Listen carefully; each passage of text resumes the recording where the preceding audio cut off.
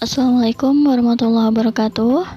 Jumpa lagi di channel saya dengan kita akan belajar sistem pencernaan manusia, yaitu bab 5 dari materi IPA kelas 8 untuk SMP maupun MTS. Baik, selamat belajar. Kita akan langsung ke sistem pencernaan manusia.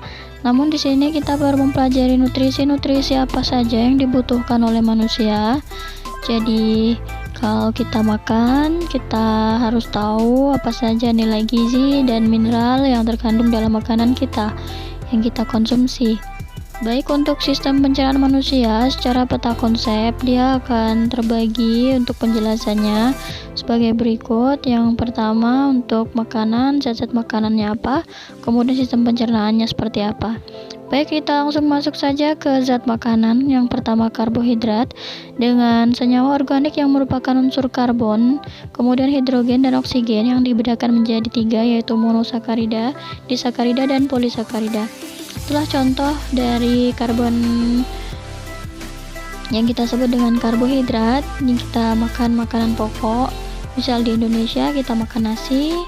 Kemudian untuk protein merupakan senyawa organik kompleks yang tersusun atas karbon, hidrogen, dan oksigen, serta nitrogen, dan terbagi menjadi protein hewani dan protein nabati, dengan fungsi sebagai sumber tenaga bagi tubuh dan sebagai bahan pembangun sel-sel jaringan tubuh.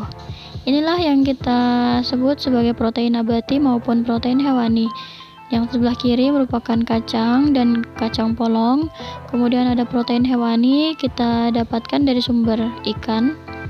Kemudian untuk lemak ini merupakan senyawa organik yang tersusun atas unsur karbon, hidrogen, dan oksigen.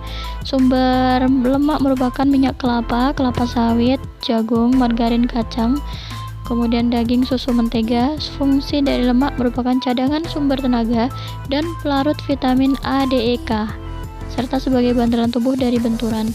Macam-macam lemak, yaitu lemak sederhana, contoh lemak dan minyak. Ada lemak campuran yang merupakan fosfolipid dan lipoprotein, serta lemak asli yang merupakan asam lemak kolesterol. Jadi untuk lemak nabati dan lemak hewani, tidak kita lihat di situ. Jangan sampai kita menderita kolesterol akibat dari makanan yang kita konsumsi selama ini.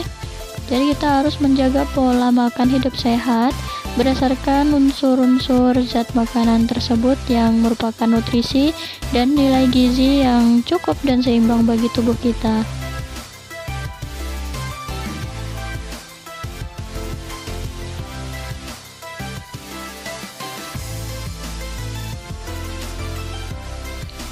Selanjutnya kita akan mempelajari di situ ada sistem pencernaan.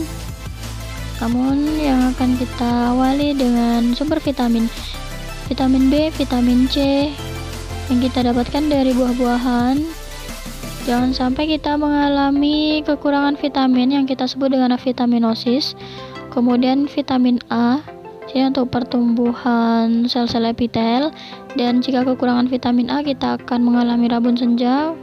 Kemudian untuk vitamin D kita dapatkan dari minyak ikan, kuning telur, susu, mentega, dan ragi. Jika kekurangan vitamin D kita akan mengalami rakitis, ya. Kemudian untuk vitamin E atau tokoferol, di sini fungsinya mencegah terjadinya pendarahan pada ibu hamil, keguguran, dan membantu proses pembelahan sel. Sumbernya dari toge, susu, daging, dan kuning telur. Untuk vitamin K yang berfungsi untuk membentuk protombin dalam hati, pada saat terjadinya luka dia dibutuhkan. Jadi untuk mineral kita juga memerlukannya. Yang pertama adalah kalsium atau zat kapur. Fungsinya membentuk tulang dan gigi dan berperan dalam proses pembekuan darah. Untuk fosfor, ya, di sini fosfor membentuk dan memelihara matriks tulang dan gigi, serta jika kekurangan tulang dan gigi kita akan mengalami rapuh dan kita akan kehilangan nafsu makan, berat badan akan turun. Sumbernya dari kacang-kacangan, sayuran, kuning telur, daging, dan ikan. Untuk natrium dia dari garam terutama, dengan fungsi memelihara keseimbangan cairan tubuh dan keseimbangan pH. Jadi jangan sampai kita kekurangan natrium juga, kita harus mengaturnya secara seimbang. Kemudian untuk klor, ya sumbernya garam dapur juga. Baik, untuk kalium ini dari daging unggas. Sumber dari magnesium merupakan padi-padian dan serealia. Kemudian untuk sulfur, dia membantu meningkatkan proses pembekuan darah. Zat besi jika kekurangan akan menyebabkan anemia, maka kita sangat perlu zat besi. Kemudian untuk yodium ini kita dapatkan dari garam beriodium. Kemudian untuk fluor kita dapatkan juga dari garam dan telur agar tidak menyebabkan karies dentis dan fungsinya menguatkan gigi serta melindungi tubuh dari osteoporosis. Kemudian unsur tembaga atau cuprum, di situ sumbernya kacang-kacangan, kerang, ginjal, dan hati ayam. Kemudian untuk unsur seng atau zinc, dia didapat dari telur dan hati untuk pertumbuhan dan reproduksi serta penyembuhan luka. Untuk air, kita sangat perlu air ya. Jadi untuk melarutkan berbagai zat, kemudian mengangkut zat lain dari sel ke sel atau jaringan ke jaringan. Itulah yang kita perlukan untuk nutrisi. Sekarang kita langsung berlanjut pada sistem pencernaan pada manusia. Diawali dari rongga mulut, kemudian masuk ke kerongkongan makanan tersebut, maka akan diproses di lambung, kemudian dari lambung dia akan diedarkan menuju usus halus, kemudian usus besar, kemudian menuju rektum dan anus.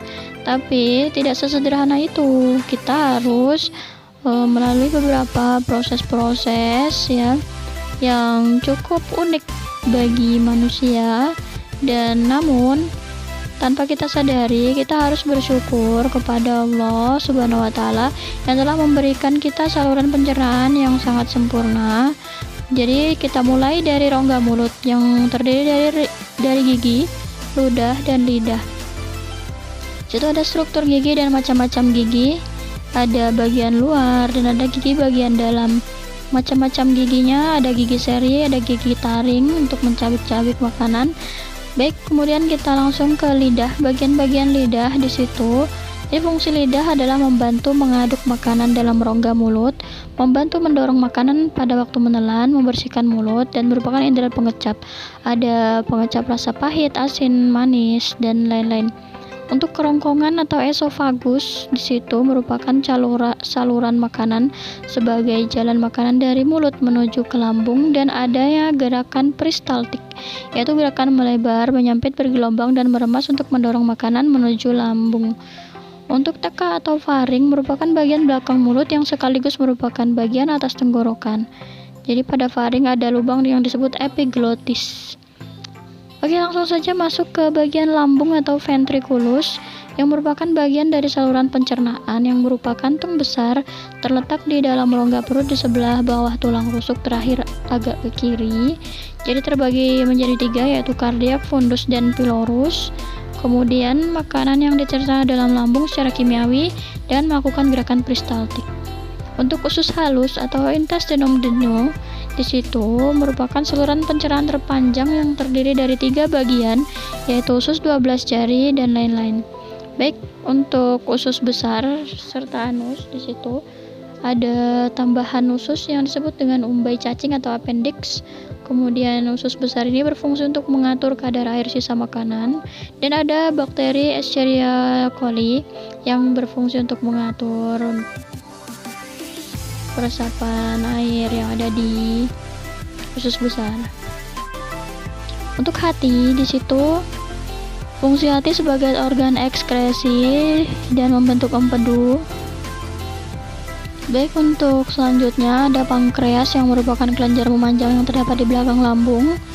Fungsinya mengatur kadar glukosa dalam darah karena di situ berperan untuk insulin yang dihasilkannya.